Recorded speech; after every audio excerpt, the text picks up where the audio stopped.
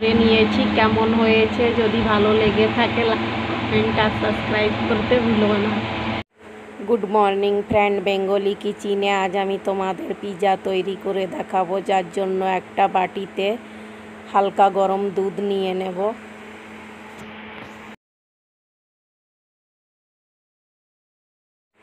দুধের ভেতর আমি দিয়ে নেব 1.5 চামচ চিনি। এবার দিয়ে নেব ইস্ট। এই ছোট চামচের সহায়তায় 3 চামচ ইস্ট দিয়ে নেব। এবার ঢাকা দিয়ে 5 মিনিটের জন্য রেখে নেব ইস্ট অ্যাক্টিভ হওয়ার জন্য।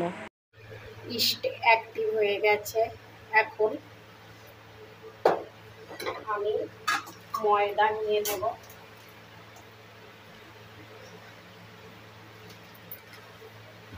1 কাপ। এই কাপের 2 কাপ ময়দা নিয়ে নেব।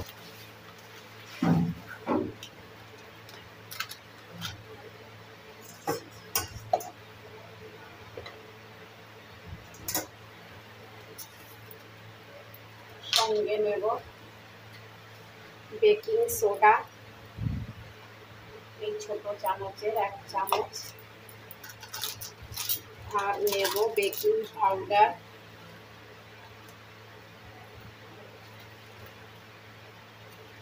এই চামচের 3 চামচ।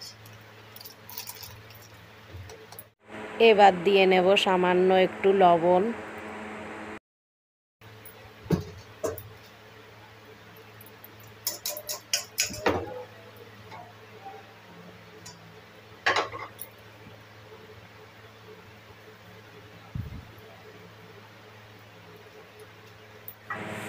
দুধ দিয়ে যে ইস্টের ঘোল তৈরি করেছিলাম, ওই ইস্টের ঘোল দিয়ে আমি কিন্তু ডো তৈরি করে নেব।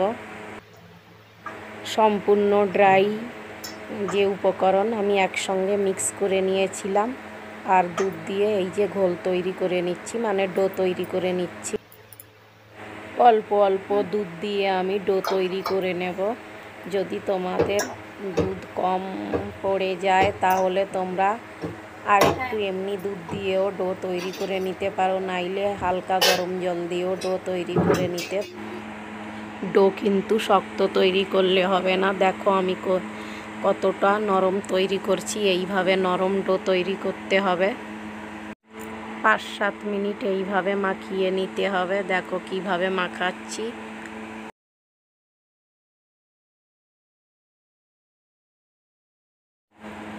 দেখো এই ধরনের মাখাতে হবে যে আঙ্গুল বসালে আঙ্গুলটা আবার উঠে আসবে ময়দা। এইভাবে নিয়ে দেখো কিভাবে উল্টে নিচ্ছি। ভেতরের পাশ বাইরের দিকে দিয়ে, বাইরের পাশ ভেতরের দিক দিয়ে এইভাবে রেখে নিচ্ছি। হাতে সামান্য একটু সাদা অয়েল দিয়ে ময়দা এইভাবে মাখিয়ে নেব চারিপাশ, যেহেতু ময়দাটা না শুকায়। আমি প্লাস্টিকের রেপার দিয়ে এইবার এই পাত্রটার মুখ ভালো করে আটকে দেব, যে জন্য এর থেকে কোনো হাওয়া না বের হয়। এইভাবে ঢেকে ভালো করে রেপার দিয়ে আটকে রেখে নেব 4-5 ঘন্টার জন্য।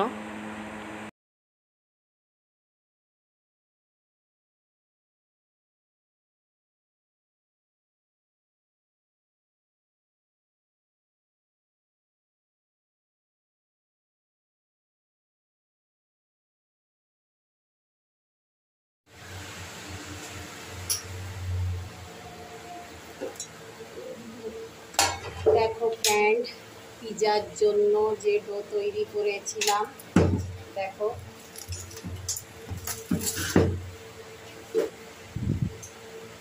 এইবার আমি আরেকটু ভালো করে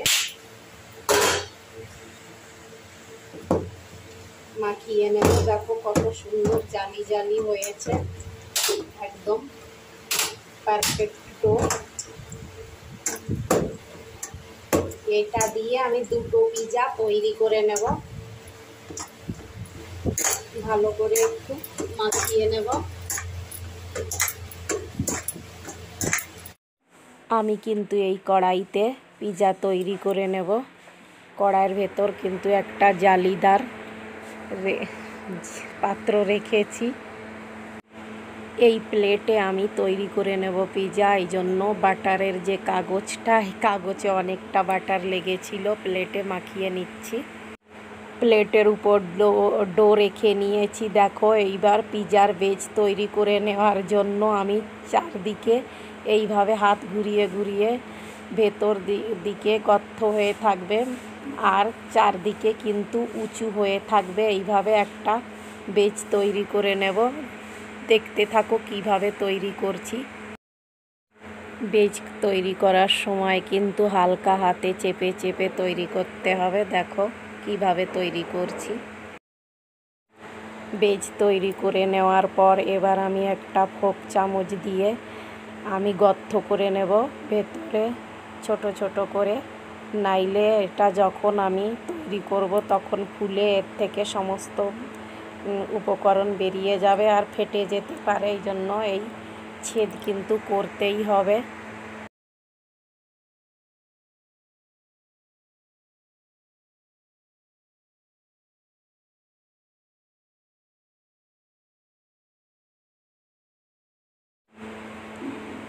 এবার নিয়ে নেব পিৎজা টপিং। চামচের সহায়তায় আমি পুরো বেজে মাখিয়ে নেব ভেতর সাইডে, আর বাইরে সাইডে কিন্তু মাখাবো না, শুধু ভেতরেই মাখাবো।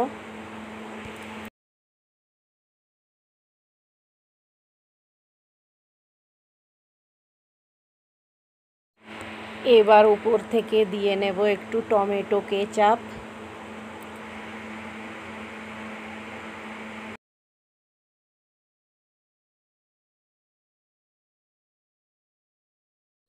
আমি নিয়েছি আমুলের চিজ, তোমরা চাইলে যে কোনো চিজ নিতে পারো।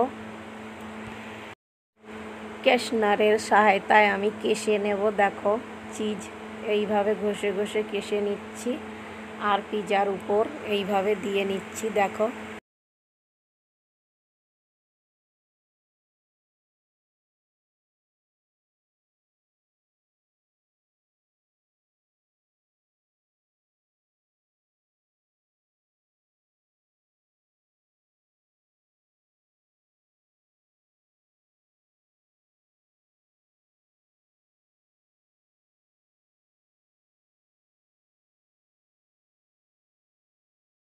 মশলা যেমন হার্বস, কিছুটা হার্বস দিয়ে নেব। এগুলো পরে থেকে থেকে আমার নষ্ট হচ্ছে, এই জন্য হার্বস দিতে বলে। এইটা হচ্ছে পিৎজা স্কিলস।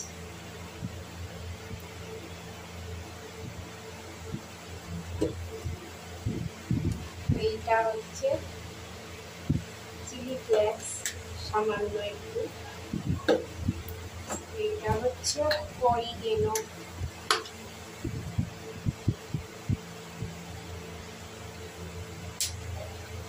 এটা হচ্ছে ব্ল্যাক পেপার পাউডার, সামান্য একটু দেব। এইবার এর উপর আমি কিন্তু আগে আমি গ্যাসটা অন করে নেব। গ্যাস অন করে নিয়েছি।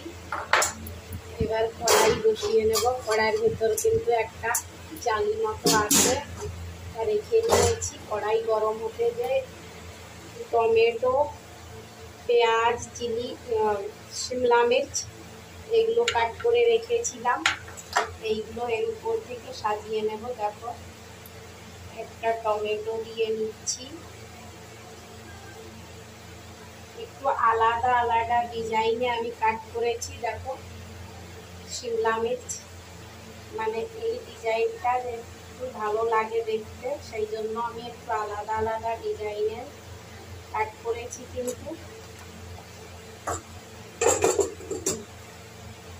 এইবার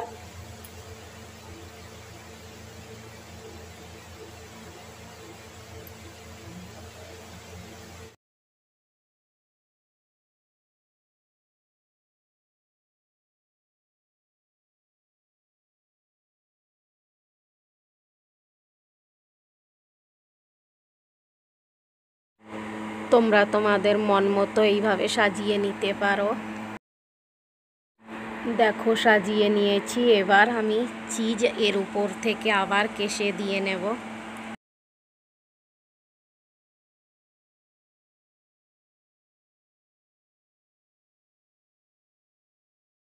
মশলাগুলো আমি দিয়ে নেব যে মশলাগুলো আমি আগে দিয়ে নিয়েছি আরেকবার করে আবার দিয়ে নেব সবই মশলা। আমি একটা বাটিতে কিছুটা বাটার নিয়েছি। যে মশলা আমি এই পিজার উপর দিয়েছি সব মশলাই আমি কিন্তু, যেমন চিলি ফ্লেক্স, পিজা সিজনিং বা পিজা স্পিচ আর ব্ল্যাক পেপার, সব এই বাটারের ভেতর আমি অল্প অল্প করে দিয়ে বাটারের একটা পেস্ট তৈরি করে নিয়েছি। এবার কড়াই গরম হওয়ার পর আমি এই প্লেটটা ধরে ওই কড়াইয়ের ভিতরে ধীরে ধীরে বসিয়ে নেব। এবার কড়াই ঢাকনা দিয়ে ঢেকে লো ফ্লেমে 25 থেকে 30 মিনিট আমি হতে দেব।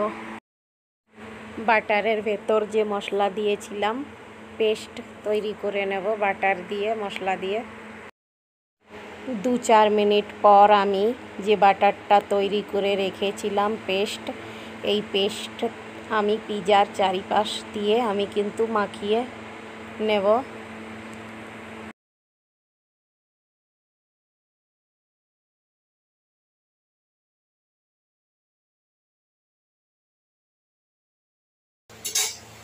এইভাবে হতে দেব।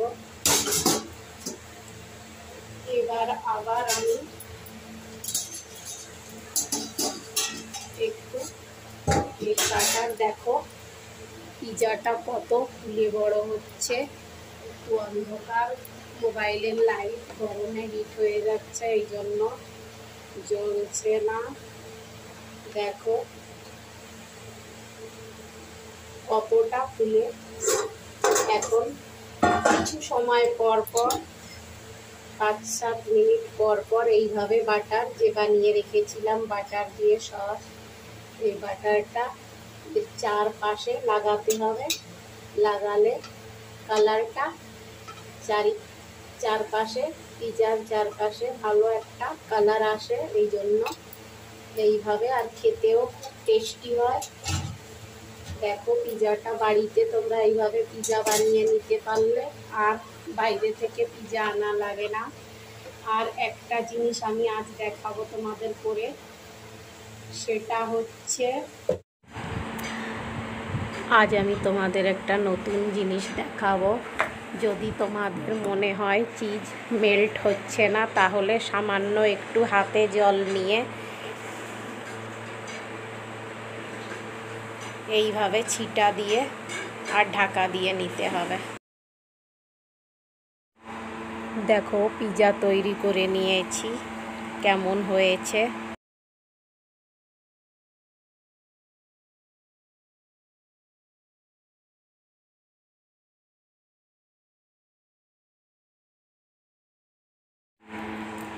তৈরি করে নিয়েছি, কেমন হয়েছে কমেন্ট করে বলো, আর লাইক সাবস্ক্রাইব করতে ভুলো না।